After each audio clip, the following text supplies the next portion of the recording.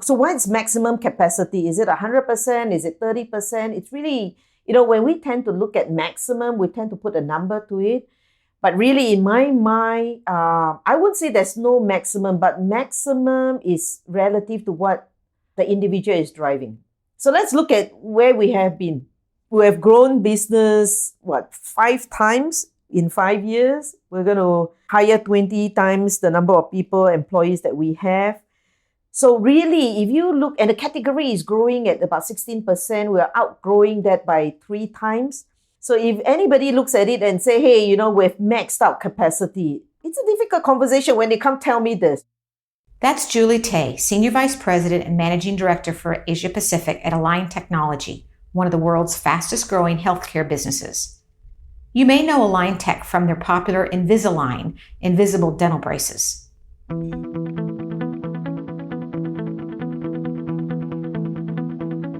I'm Alison Eyring, organization psychologist, CEO, and endurance athlete. I've spent the last 25 years helping companies solve the people and organizational challenges of growth. I've worked with all types of CEOs and business leaders across the world, but it takes a special type of leader to successfully grow a business. I call them growth leaders. These leaders have an edge for growth. This allows them to drive performance today while transforming their business for tomorrow and still keeping their people energized. Growth Leaders is my new podcast where I'll show you what it takes to successfully lead business growth in conversations with some of the best growth leaders I know. Not only does Julie lead one of the fastest growing healthcare businesses in Asia Pacific, she also is an Asian leader in the top job, leading the Asia Pacific business for a Western multinational. I've long been an advocate of having more Asian leaders and women in these top roles, and I was excited to speak to Julie for this episode. Julie, it's great to be here today with you. Pleasure is all mine. Now, Julie, tell us, so where did you grow up? Well, I'm a pure Singaporean, born and bred in Singapore, grew up in Singapore. And what was your first job? My first job, you will laugh, but ever since that first job, I'll tell you what it is. I'm in love with leathers and shoes. So my first job was selling shoes. Now, you are a growth leader, Julie. You've got a whole track record of starting and growing businesses. And I want to know, how do you feel about yourself as a growth leader? Do you identify as a growth leader? Yes. I think people talk about being a growth leader. Really, I don't think that's any magic. A lot of it is really the mindset. And I look at growth beyond a number. So it's not really, whether we're growing at 10%, 20%, 50% or 100%. It's really that mindset that we're talking about. And I think, when you look at growth and you look at it from a numbers perspective, and Wall Street loves those numbers, it feels good. But on an individual level, it's just that growth that you create for yourself. And how do you grow day in, day out, especially in environments that can be very different now versus 5 or 10 years ago. So absolutely, yes. So it sounds like for you, growth it's a way of thinking. There's a bit of a mindset around growth, and that there's both an element of business growth and personal growth that's part of it. Yes. I love that you said it's more than numbers, that Wall Street cares a lot about numbers. How do you find the right balance between delivering on the numbers, because you have to perform, and at the same time you have to transform and build capabilities for the future? How do you get that balance right? I think it's a difficult question because there is no one answer for one market. And, in the different businesses that I've been in, the solutions have been very different. So let's look at Align. When we set up Align in Asia Pacific, it's really small, less than 100 employees, to where we are now, more than 20 times what it is. But the approach to creating that growth mindset in each of the market is very different, right? The investment that we have taken to, say, put resources in China looks dramatically different from, say, the investment that we're putting in Singapore, for instance. I think that's one piece of it. So how do you create that balance and make sure that when you look at a region, it's almost customized to each of the market? The other piece is the team itself. How do you actually create that growth mindset for the people who works with you? A lot of it would be what I call allowing the teams to experience you as a leader, as a growth leader, translating the values that you hold into that experience that they will get when they interact with you. Give me a specific example of that.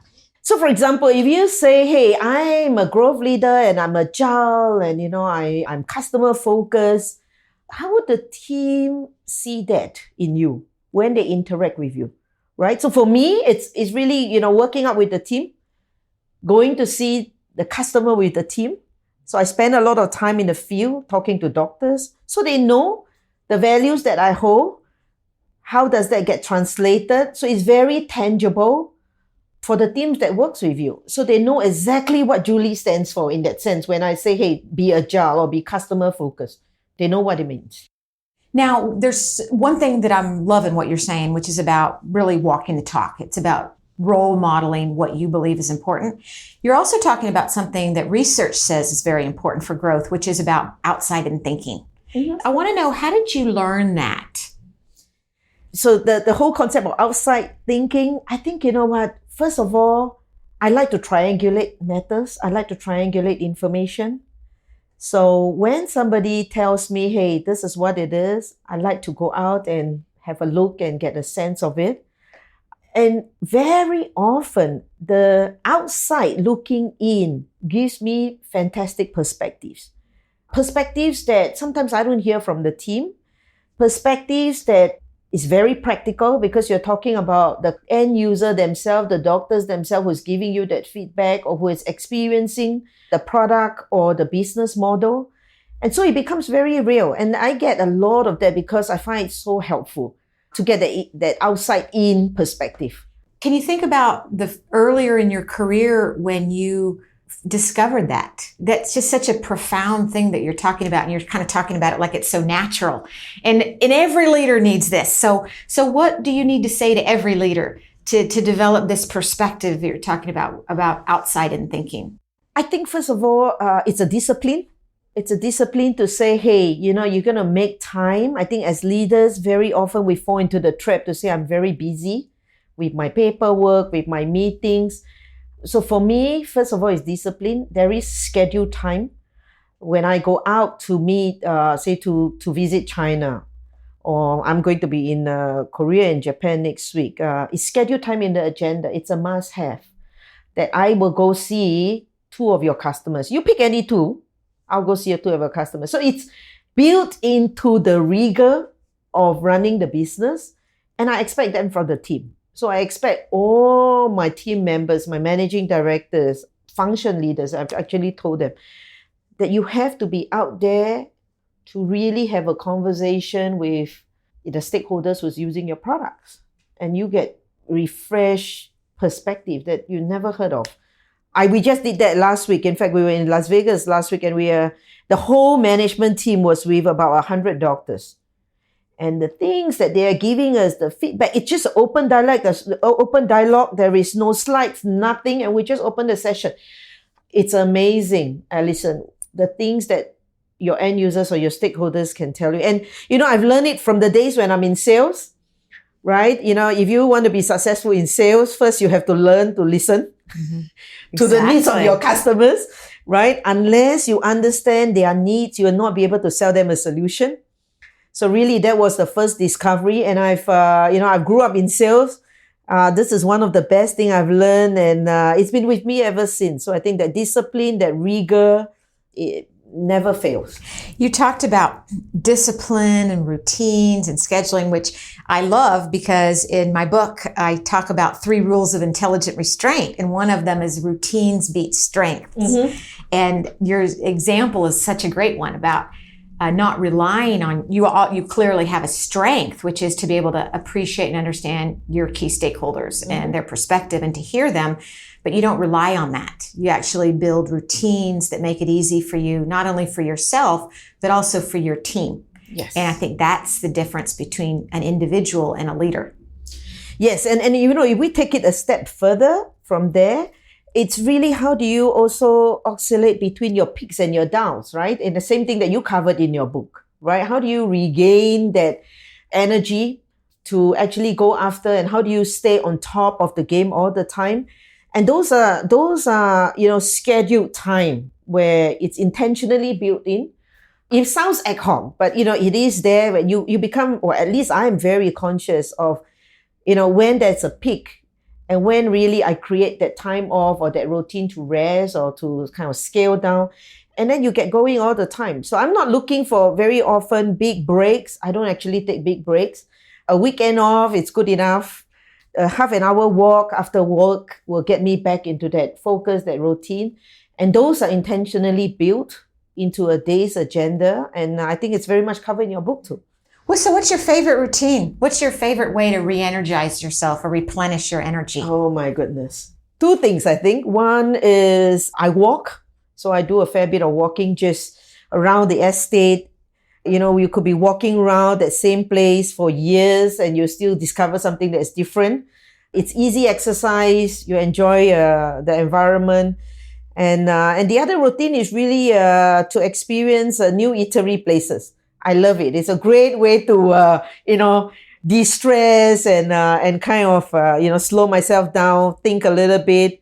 And I would add a third, because I love food so much, I cook too. So I love to spend time, preparing dishes, learn some new dishes. Mm-hmm.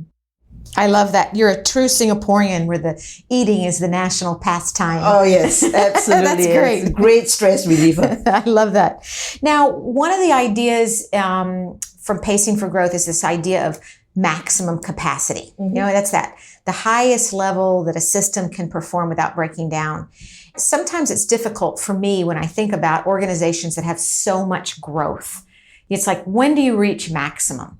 So how do you think about that? Like, what is maximum capacity for your organization? And how do you know when you're getting there or when you're getting close to it?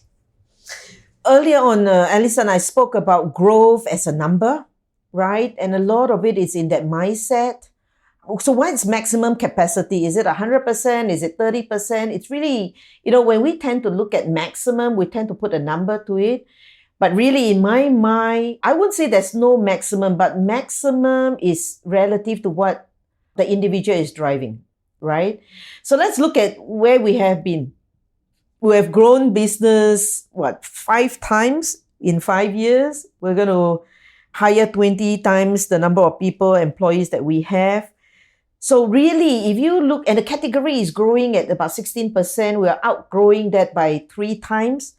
So if anybody looks at it and say, hey, we've maxed out capacity, it's a difficult conversation when they come tell me this, right? Because to me, in my mind, it's not. When you have a penetration of less than 10% in the marketplace, you cannot be in that. So the question is really not that percentage that maxed out. The question is really, how do you allow the organization to reach the kind of growth that it can do? Very stretched, yes. Challenging, yes. But huge satisfaction and keeping that balance. So it's really, how do you organize that around the teams, the structure?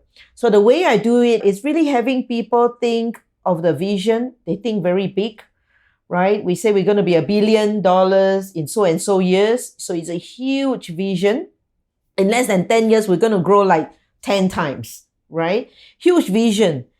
But bring it down to a level where it's doable, where it has enough focus that they understand what it means. It's something that's tangible. So we talk a lot about vision and that high maximum growth. And it's scary when people cannot see the bite pieces and how all the dots connect. So I think the ability to connect that for them and have it in bite pieces and change or transform the team and the organization in a way that is meaningful, but not with a lot of pain. It's important, right? So if you go in and you hire fire and you slash and burn, then there's a lot of pain towards that maximum vision, the maximum capacity. But if you say we're going to grow 10 times, and these are the steps that we're going to do it, and everybody can feel a piece of it, right? You think big, but it's doable. Then I think you can reach that maximum capacity because everybody is not running at all that maximum pace. Correct? So it's a lot of it is really having that vision and making that bite pieces for everybody. So it also sounds like an element of it is helping people go beyond the current sales numbers and to think much more broadly about what the opportunity is, what could be, which goes back to this growth mindset that you talked about earlier and this ability that you can grow. Correct. Because if they come to me and they say, Julie, it's difficult to grow at 50%, for me, that's not a relevant conversation.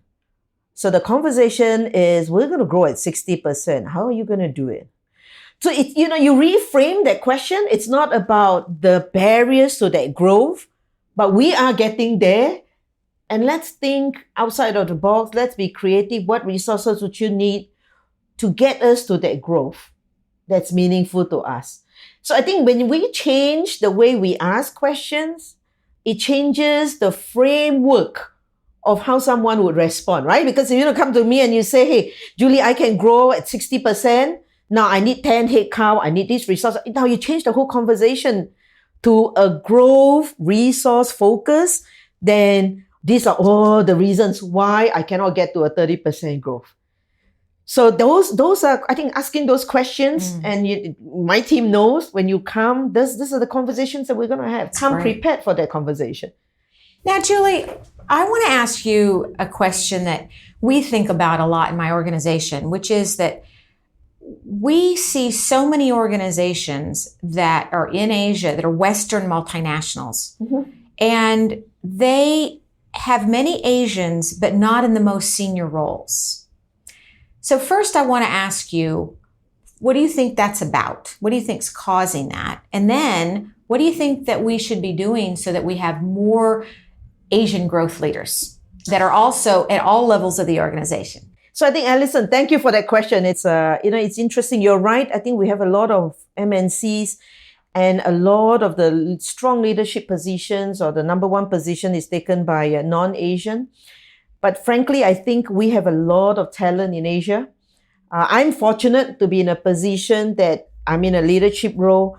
But when I look around, there's a lot of talented Asian individuals who are not being noticed, who's not being given an opportunity, or who shies away for various reasons. Sometimes they are not given an opportunity. The environment is not there for them. And so for me, the way we like to look at it in Ally is really promoting Asian leaders. They are wonderful talent, creating the opportunity and bringing them forward. So for me, that is massive, right? So talk a little bit more about that. You said about creating the right opportunities or the right environment. What is that environment?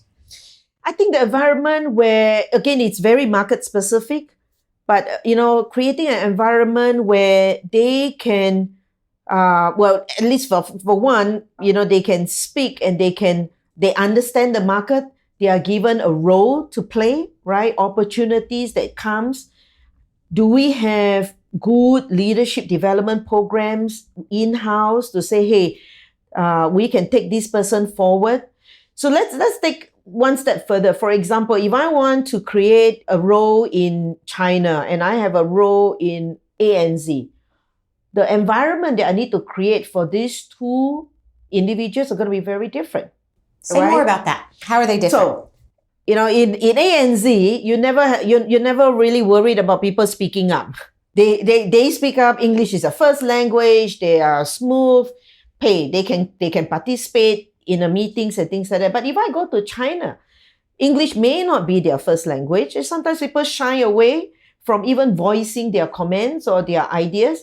And for me, it's really giving them, calling on them, giving them the opportunity, bringing them up, putting them in projects that will allow them to shine, right? And I think in most cases, Asian leaders shy away, right? In a big meeting, sometimes they don't ask questions for whatever reason. And I think we have to create and encourage that opportunity. So unless we do that and we are very conscious about it, we're never going to spot a good high growth leader.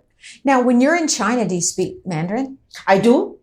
Do you think half? Do you think that makes a difference in your ability to spot growth leaders? Yes, because the way we've put in is in every of these Asian markets that we have, it's all run by a local. So I do not believe in having, and with all due respect, I think, it's not biased, but it has a need to not just speak the language, but to really understand the culture and the subtleness of that market. I hear a lot about people saying, hey, I've been to Thailand, I stayed there for 5 years, or I stayed in China for 5 years. I know China in and out. You never know China in and out. Right? I mean, staying there even for 20 years, Alison, you never be the same as a local.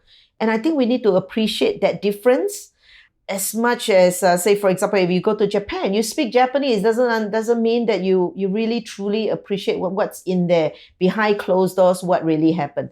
I think first we need to have that appreciation of being what Asia is, right? It's not just about I've been there, I stay there, I enjoy the food, I speak the language. I think it's much more than that. And so it's so critical that we develop Asian leaders in each of the market who are local, who understand, who can take the business forward, and who is up to that challenge.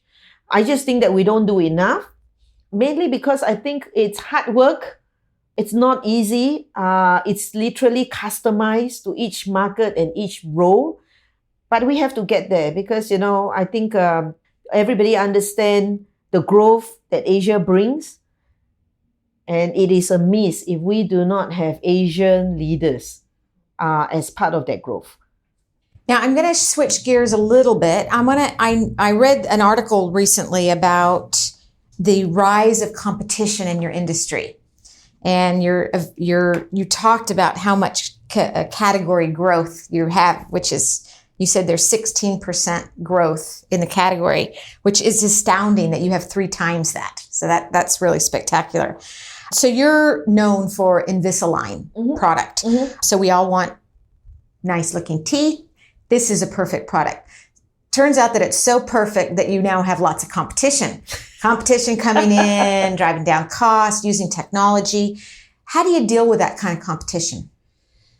You know what, Alison, competition has always been there from day one. It's not like, overnight we lost some IPs and competition starts coming in. I think we have to take it from a little bit wider perspective, right? Doctors and patients choose Invisalign because they get a certain value out of Invisalign, because we have the right technology, in fact, the best technology, because they can do business with us in a seamless way, because there's a certain level of customer experience that they get. So competition is there, and there's enough cake for everybody, really, in this fast-growing category. The only way we can meet competition head-on is to do things much better ourselves, right? It's really, driving a better customer experience, having the best team, putting up what we believe doctors really want, a much stronger partnership, and making it so much easier to work with Align technology. And I think I'm very sure that the doctors will choose. Now, what about, everyone talks these days about disruption. Mm-hmm. Do you worry about disruption? Are you trying to disrupt your business, or what does that mean to you? Being the first to come up with a plastic clear aligners and say, hey, we can change the way you look. You don't have to go through the pain of wires and brackets. But now what we're looking at is how do we take that even one step forward? It's no longer about product, but it's about the whole digital workflow. Now everybody is talking about digital and social media, etc., etc. Now Align is right at the forefront of that, right? How do we use technology that we have to drive a digital workflow for the doctors in their clinics so that they can become a lot more efficient? Consumers can have a much better experience, knowing where and how their treatment will be. And I think the third area that we're going into will be, how do we continue to disrupt business models? It's easier said than done when we say, hey, this is digital, but at the doctor's clinic, what does that mean? How do we partner the doctors to say, hey, we can help you to get there, partnering with you, supporting you, and getting you to a level where you're fully digital. What does that mean? Because it will affect everything that you see in the clinic, right? From how much time the patient comes in, how do you consult the patient, how do they register, how do you follow up, the entire workflow will change. I'm so interested in that, because if I think about all the professions in the world, probably the least humble profession would be physicians. And so I'm wondering, how do you get a profession with such confidence in their capabilities to change? Doctors learn best through peer-to-peer training, right? We train doctors using other doctors to train them. And for the same thing, we demonstrate and visualize for them what does it look like or what it can look like if you make those changes. I really love that, when you were talking about selling earlier, you talked about you really can't sell unless you listen. Yes. And I thought it was really nice when you're talking about how you influence doctors. It's also using the same kind of listening and engaging and influencing them, not by just push selling, but really understanding what influences their thinking and then leveraging those partners. Yes, absolutely. I think listening to them, and you know what, we've made huge investment, Alison, just because we've heard what the doctors want. So this year we established the Invisalign Training Institute in Chengdu.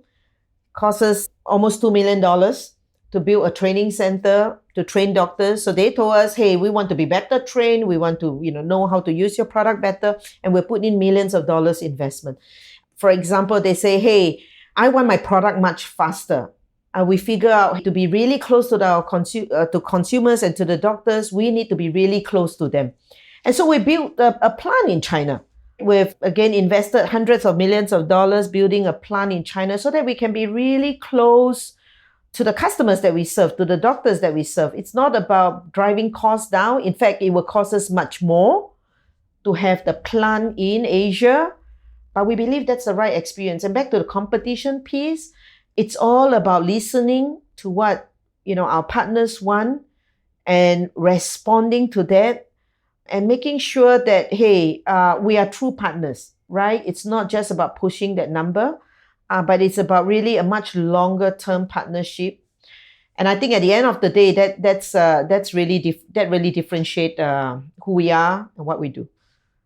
Now, Julie, when you are working in your day-to-day job, you would come across many leaders at different levels in your organization. How do you spot somebody that you think could be a growth leader, but they haven't had that experience? What is a sign to you that somebody might be a great growth leader? For that question, I will go back to the values, to the attitudes, and what we look for. So 3 things. I think one is agility, right? Very often during the conversation, does the person demonstrate a certain level of agility? Is the person able to make changes, or is the person very stuck in a particular way of thinking? 2, is the person accountable for himself, herself, for the team, for the results? Not just the numbers, but really accountable for the team that he or she belongs in. And 3rd is this whole piece about listening to the customers. Is the individual customer focused, right? And we're not really talking about external customers. We're also talking about internal customers. I love to ask this question during interview and every time when I interact with somebody, and I'm looking for that. It's a simple question, right? Have you made any mistake in the past 12 months? And I tell you, many people have said, no, I've never made any mistake. You know what? I'm actually impressed when somebody hasn't made any mistake in the past 12 months. Okay, I think I make mistakes every month or every other day, right? But what am I looking for, right? 2 things. I think one is, do you have the humility to admit that mistake that you have made? It may be a simple mistake. And really, what have you learned from that mistake, right? I look for a growth mindset, because in order to grow, you have to be able to learn and move forward, right? So these simple things like, hey, are you even able to admit that I need to grow and learn? It speaks volume about this individual. Julie, what a great question. I have to ask you this question. So in the past 6 months, can you think of a mistake that you've made? I have. For example, we've made a wrong hire. And when you look back after 6 months, you say, whoa, what went wrong? Was it a skill set thing? Was it a feat that we didn't uncover? How do we land that up? So, Alison, I interview a lot of candidates, and I think that's one mistake that it's an expensive mistake, and we calibrate along the way. And yes, that I would say, will be the single biggest mistake that I have made over 6 months, in the last 6 months, where we fail to really find the right fit. And it's painful for both parties. What was the mistake? I think sometimes it's hard to explain, to verbalize the kind of growth that we're experiencing for an individual who have not seen it. And, in all fairness, there are not many organizations or individuals who have seen businesses where you double every 2 years. It's hard. And one of the biggest things that I've learned is to paint such a painful picture for them so that, we kept telling them this job is not for everybody. You're going to imagine this and you're going to imagine that. And I think, just me sitting here will testify to how bad a picture that we paint. I wouldn't say bad, but, what does it really mean? As real as possible. So that when somebody is coming in and you say you're growing at 50%, what does it mean? It means, for example, you could be a manager of a team of 3, and next year you're a manager of a team of 20. The complexity is different. Yes. Right? And you take that across every single function, it's massive. I give people another example to say, hey, when I say flat organization and no bureaucracy, nobody writes a monthly report in this organization. Nobody. So you write a weekly update. A monthly report is too slow. So when we say, hey, speed, we really mean a certain way of working that has to us get into a routine. But to other individuals who are coming in, this is a very steep, angulated treadmill, right? It's not like you're running a treadmill, you're running fast, but it's at 16 degrees, right? And you're really on the hill, on the slope all the time. And I think that's one thing that I've learned, that, hey, interviewing and looking for a culture fit is not enough. How do we give them as real as possible? What does it really mean? Right. So what does this mountain look like that you're about to climb? Exactly. And you know what? Individuals who join us, who gets it, loves it. Yeah. Because, they have chosen to join an organization that will propel their career, that is fast moving, that's not much bureaucracy. They can really do what they want to do. They can really demonstrate their strength, and they love it. The amount of job satisfaction they get, huge. And for individuals who don't get it and don't make it, hey, it's painful, not just for the individual, but for the organization as well. Yeah. When you don't get that growth mindset. Yeah. One of the last chapters of my book is on scale to grow. And it's just this whole idea that we know a bit about scaling a business. Mm-hmm. We need to have good execution. We need to be able to leverage technology. We need the right channel partners, and we have to scale people. Mm-hmm. And you just talked about that. Mm-hmm. The individual that one day they're managing 3, the next it's 20. Mm-hmm. How do you get people in your organization to grow fast enough to keep up with the pace of business growth? I draw lessons from my own growth, in that sense, from my own experience, right? There are 2 ways to grow. I think one is, of course, you can go to a classroom, you learn, you're going to go through your MBA classes, we teach you to read balance sheet or P&L. Of course, you can grow through that manner. But the other way that I always find, for myself at least, that I grow much faster when I'm very open to ideas, right? When I'm very open. I always describe myself as a garbage bin, as a sponge. So, you throw me all the things and it all gets into this garbage, and, it's like a sponge where I can just soak it all up, and you use it at the appropriate time. It's all behind. It's amazing, the human brain and the experience that you have, you know what to pick on when it comes, right? So that for me, it's huge. So putting my team through what we call action learning, giving them small projects to do, creating opportunities, basically, all kinds of opportunities, right? Whether, as a women leader, how do you build your personal brand, how you can speak up. So it's very targeted to women leaders. More senior groups, we say, hey, do an action learning. So every year we have got action learning projects that's going in. But I think at the end of the day, that underlies everything. It's not no fear to fail. I think you can only learn and grow because you're willing to venture out of your comfort zone and you're willing to try something different, take on a different project. Just basically expose yourself to different things and you pick up so many things, right? Every day is a learning adventure in that sense. Now, we find that with growth leaders, they learn how to make decisions at the right pace. So they make fast decisions, but not so fast that they alienate key stakeholders. They make good judgments. How do you help your team become better at making decisions? I tend to do two things. One is there's a lot of dialogue. So we make sure that they are aligned to what that vision is. That vision is important, right? Understanding that journey. And then when you take it down to a decision that you have to make, really is that decision helping in that journey? How does that decision contribute to that vision or that journey that we're getting into? So a lot of it is that conversation first. And two, the other thing is if they made a decision, they make a decision, right? If it's a wrong decision, then we learn from that decision. Sometimes making a decision is better than no decision. Because when you have no decision, the team stalls. Everybody is waiting for their boss to make that decision and no action. So it's sometimes good to make a decision and we move forward and we learn from that, right? And have no fear to say, hey, what if I make the wrong decision? It's not about a wrong decision once you understand the vision. And I like to believe that people make a decision in good faith, right? Because they genuinely believe in that decision that they have made. And we move on. You manage people who manage people, and some of those people manage people. How do you ensure that leaders at all levels of your organization are able to drive the business to perform, to transform, and also to have the energy it needs for the long haul? Two things. I think I started saying, one, they have to experience the leaders' belief.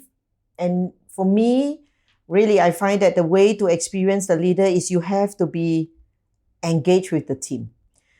So on a more practical level, every market that I go to, I have what we call managers meeting.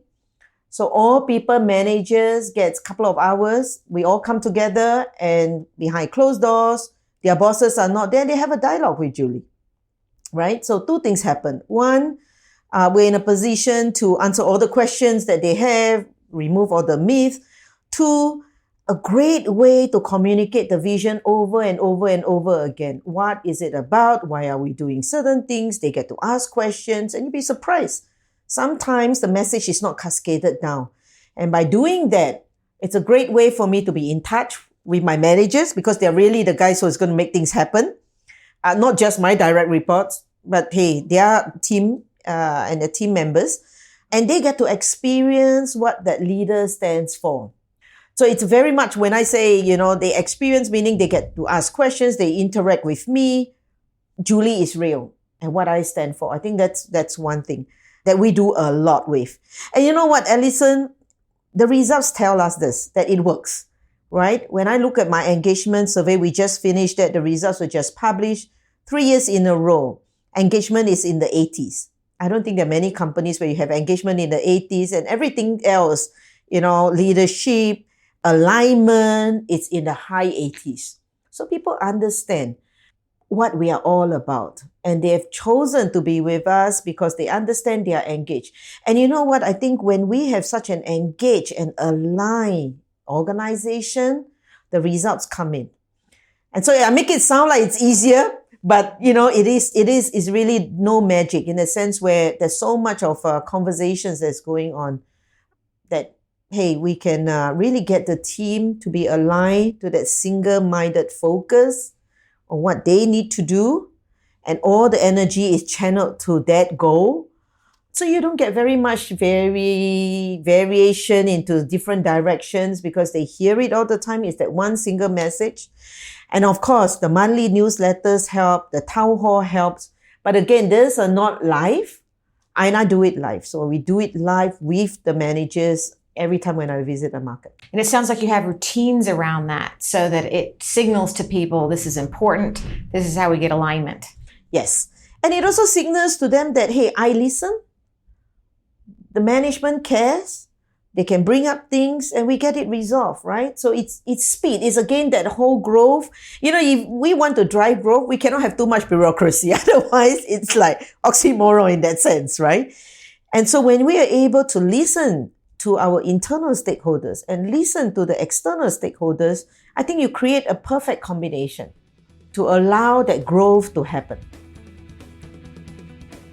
Many thanks to Julie for joining me today.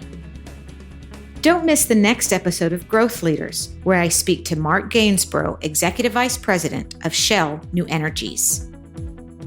I'm Alison Eyring. Thanks for listening. If you like what you hear, please subscribe to Growth Leaders wherever you get your podcasts. Leave a comment and a rating. We'd love to hear what you think.